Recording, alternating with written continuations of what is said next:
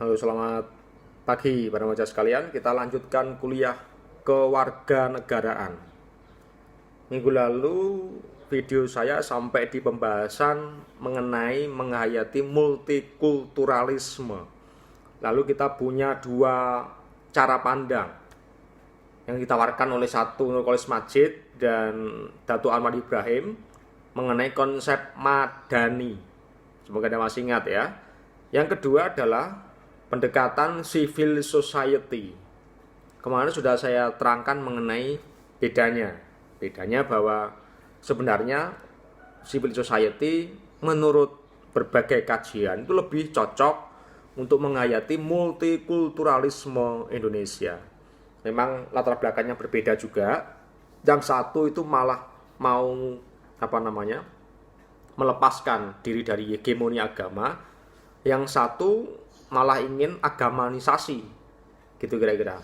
Jadi konsep kalau kita mau tegas menghayati multikulturalisme sebagai penghayatan keberagaman dalam kesederajatan, maka harus juga dipandang bahwa agama-agama yang dianut oleh semua warga negara itu sama. Semua sama di mata hukum. Semua sama di mata negara. Semua agama itu diakui negara dan seterusnya. Maka harus ada namanya poin kesederajatan. Sedangkan pada konsep madani itu yang dipertanyakan oleh beberapa ahli itu memang agak lemah di situ. Karena tidak ditundukkan kepada agama tertentu.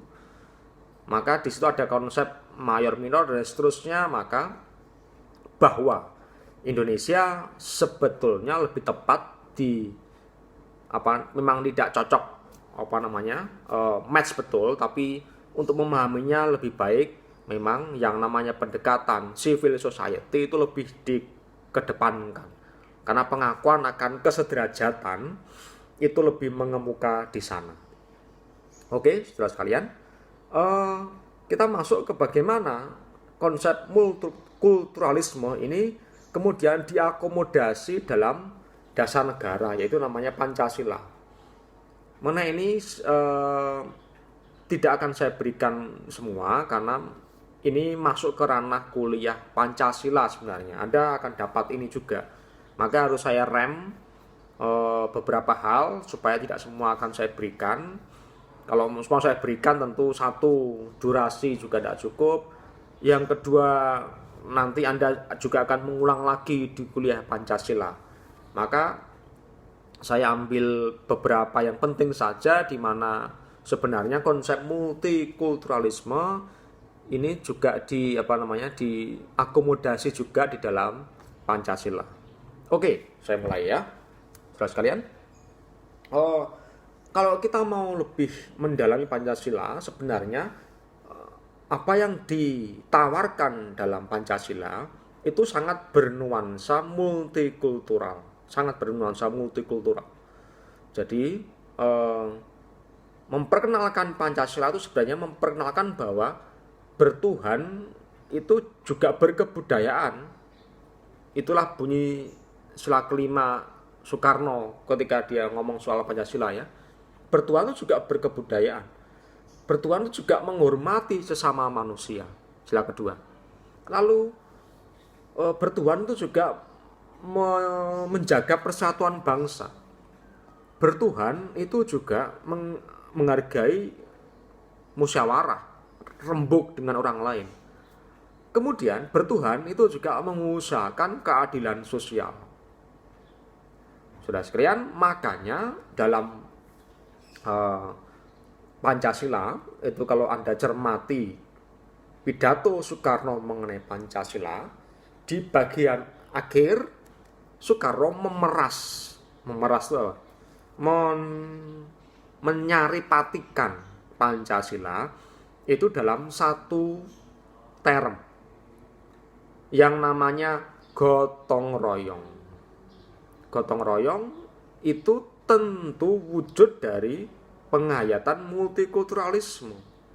Karena kalau Anda menghargai manusia lain, Anda bisa bergotong royong bekerja sama dengan orang tersebut. Kalau Anda tidak menghargai orang lain, tidak mungkin bisa, gitu loh. Maka sebenarnya ini saya bocori ya, banyak orang mengatakan menerapkan Pancasila itu susah. Kalau Anda mengerti teori ini, tidak lagi. Kenapa? Karena kalau Pancasila itu diperas dalam gotong royong, itu sebenarnya ketika Anda bergotong royong, itu sudah mempraktekkan Pancasila sebenarnya. Jadi kalau orang mengatakan susah Pak, lo tidak susah. Kalau mempraktekkan gotong royong tiap hari, Anda mau bekerja sama dengan tulus bersama teman-teman Anda tiap hari, itu namanya mempraktekkan Pancasila. Kok bisa begitu? Loh iya. Satu, dengan gotong royong, Anda berikhtiar menciptakan keadilan bagi orang banyak. Dengan bergotong royong, lompat ke yang keempat. Apa itu? Anda mengandaikan ada di situ musyawarah. Kemudian dengan bergotong royong, Anda menghargai persatuan. Dengan bergotong royong, Anda juga menghargai kemanusiaan. Anda menghargai manusia lain, toh? Yang kemudian, dengan bergotong royong, karena Anda menghargai manusia lain, pasti Anda juga bertuhan. Maka saya bisa mengerti kenapa Soekarno dulu ketika sila pertama, sekarang ketuhanan yang Maha Esa. Dulu itu namanya bukan itu. Itu namanya sila ketuhanan yang berkebudayaan. Kenapa? Karena orang bertuhan itu harus sekaligus berbudaya. Apa budaya Indonesia? Gotong royong, gitu loh. Maka sebenarnya ini kan ungkapan pengakuan akan kesederajatan, bahwa kita berbeda bangsa, berbeda suku bangsa, berbeda bahasa. Itu kita bisa mengelola itu dalam semangat gotong royong. Bukannya berbeda bangsa, berbeda Tuhan atau berbeda agama. Itu kita bisa hidup bersama kok di Indonesia. Asal ada semangat gotong royong. Kan begitu. Maka saya mau mengatakan bahwa semangat multikulturalisme itu sudah tercermin di dalam Pancasila. Maka bisa dimengerti kalau hari-hari ini negara kita goncangnya bukan main. Karena memang mungkin dengan corona ini, dengan covid ini orang hidup mungkin hanya mikir di hidup sendiri. Maka dengan demikian nilai gotong royong menjadi hilang. Ya sudah, akhirnya ya makin kacau balau. Sebelum musim corona, kita juga berkali-kali diuji oleh kegoncangan politik dan macam-macamnya itu, pilkada, pilpres dan seterusnya yang keras sekali. Itu kan mengganggu kohesi bersama. Kenapa? Ya itu tadi, wong kodrat kita itu gotong royong, dan sekarang kita terpecah belah seperti ini. Ya sudah, akhirnya yang menjadi kacau. Bahkan sampai hari ini pun corona pun dipolitisir. Jadi misalnya pas saya membaca di Twitter itu pasti ada yang nyinyir itu, pasti ada. Bahkan yang namanya blog cebong dan blog kampret warisan pilpres itu dalam menghadapi corona masih ada, bayangkan. Jadi jangan heran kalau negara kita ya tidak akan maju-maju. Kenapa? Karena kodrat kita itu manusia bergotong royong. Lah kok sekarang kita teman-teman, kok kita itu bergesekan terus menerus, ya tidak akan maju-maju kita, gitu loh. Maka kalau Anda mengerti prinsip Pancasila, itu sebenarnya adalah pengejawantahan multikulturalisme itu sendiri. Dan saya kira ini kehebatan para founding fathers untuk merumuskan itu. Jadi mewujudkan Indonesia yang multikultural itu proyek kita bersama, bukan proyek pemerintah, kita bersama. Maka kalau Anda cermati, sebenarnya kita sudah mengalami ini, memberi selamat kepada orang yang berbeda agama ketika mereka merayakan hari raya. Dulu biasa, tapi ketika makin kesini kita makin menjadi individual, kita menjadi makin fanatik, ya sudah, itu makin merusak semangat gotong royong. Kita menjadi makin terkucil, makin menyendiri. Apa itu? Ya kita merasa diri paling hebat toh. Apa itu paling hebat? Berarti saya agama saya, suku saya itu ada di atas agama, suku orang lain. Pertanyaannya, apakah itu sederajat? Tidak, gitu loh.